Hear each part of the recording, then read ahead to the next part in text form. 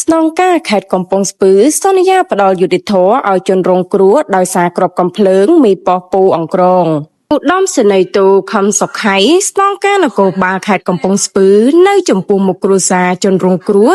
ឈ្មោះផានរាយុដែលស្លាប់ដោយគ្រាប់កាំភ្លើងមីប៉ោះពូអង្ក្រងបានសន្យាផ្ដល់យុត្តិធម៌ទៅតាមអំពើនិងកំហុសដែលកើតឡើង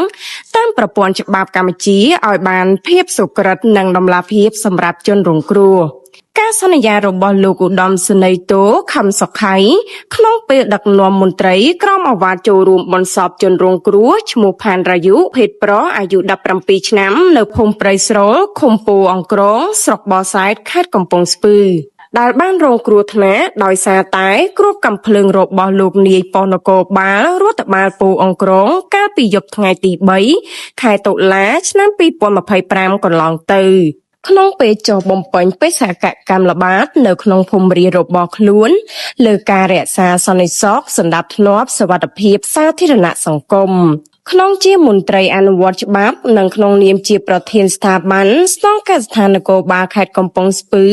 អធិការស្ថាននគរបាលស្រុកបរសែតសូមបដិញ្ញាថានឹងយកជាពិសោធន៍សម្រាប់ការបំពេញភារកិច្ចរបស់កងកម្លាំងនគរបាលជាតិទាំងមូលសូមការអធិស្ឋានសុំទោសពីក្រុមគ្រួសារនិងសន្យាថានឹងផ្ដល់យុត្តិធម៌ជូនក្រុមគ្រួសារសពក្មួយប្រុសផានរាយុទៅតាមអំពើនិងកំហុសដែលកើតឡើងតាមប្រព័ន្ធច្បាប់ប្រជាណាចក្រកម្ពុជា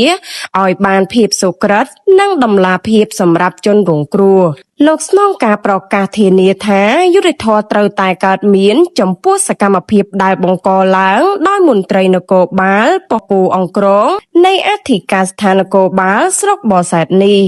និងយកជាគំរូសម្រាប់ជាមេរៀនចែករំលែកបន្តទៅតាមបណ្ដាប៉ុស្តិ៍នគរបាលនៅទូទាំងខេត្តកំពង់ស្ពឺទាំង88